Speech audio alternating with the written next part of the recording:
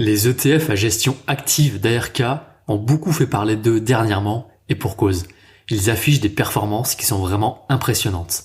Par exemple, l'ETF ARKW, Next Generation Internet, affiche notamment un rendement de 39,77% par an depuis sa création en septembre 2014 et même de 52,98% par an sur les 5 dernières années. Alors ARK, c'était jusqu'à récemment 5 ETF différents à gestion active. ARKK qui est focus sur l'innovation, ARKQ sur les technologies autonomes et la robotique, ARKW sur l'Internet de demain, ARKG sur la révolution du génome et enfin ARKF sur la fintech. Et un sixième a vu le jour récemment, il s'agit de ARKX sur l'exploration spatiale. Alors si on regarde la performance de chacun de ces ETF sur 5 ans, à l'exception du dernier sur l'exploration spatiale, qui n'a pas encore d'historique de performance, ainsi que d'ARKF, qui n'existe que depuis 2 ans, on voit que leur performance varie de plus 36% par an à plus 52% par an. Pour évaluer une performance, il faut toujours la comparer à un benchmark, un indice de référence, car sinon les chiffres ne veulent pas dire grand-chose.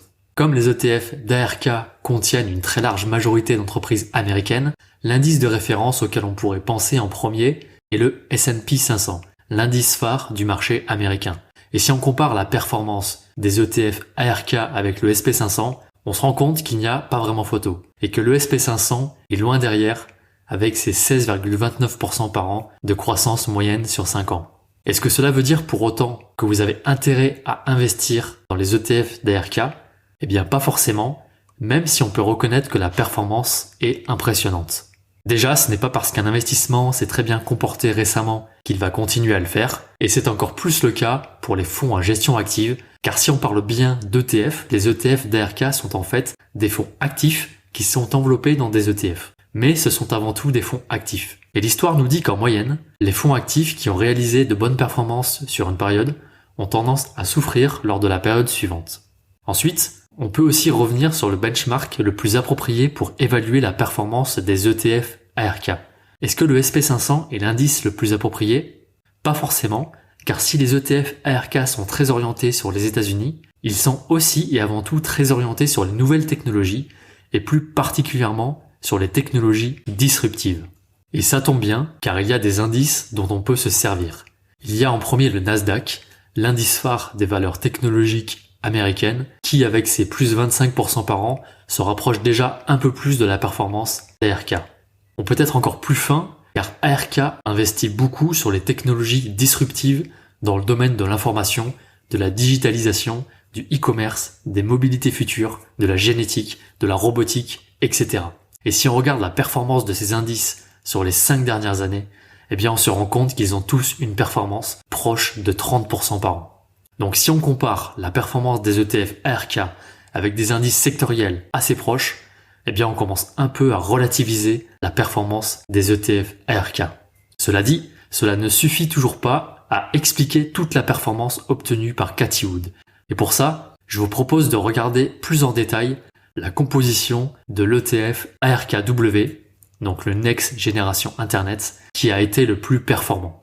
En regardant les premières lignes de cet ETF, on se rend compte qu'il est constitué par Tesla en première position et qu'on retrouve du Bitcoin en troisième position.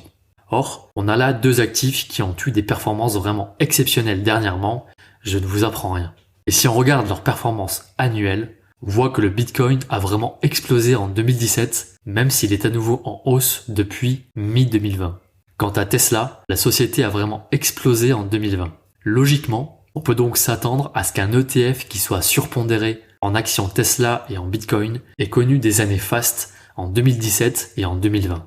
Et c'est exactement ce qui s'est passé pour ARKW, on peut même en dire autant pour ARKK, qui ont connu des années 2017 et 2020 particulièrement fastes et qui sortent vraiment du lot.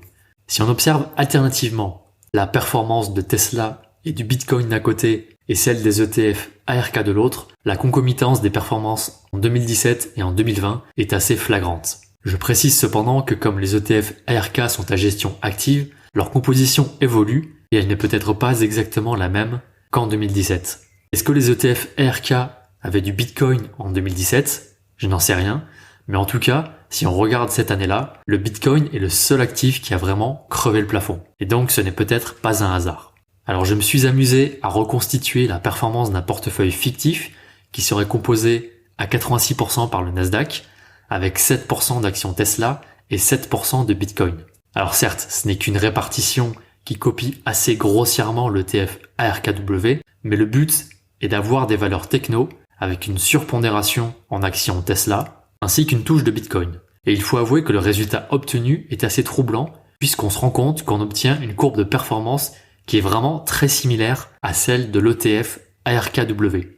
En reprenant le premier graphique, on a maintenant notre benchmark qui a reproduit à peu près la performance de l'ETF ARKW. La conclusion que l'on pourrait tirer, c'est que la performance des ETF ARK est simplement due en grande partie à celle des valeurs technologiques qui ont eu une belle performance récente et à qui on aurait ajouté une petite dose de Tesla et de Bitcoin, ce qui a permis de booster encore plus la performance.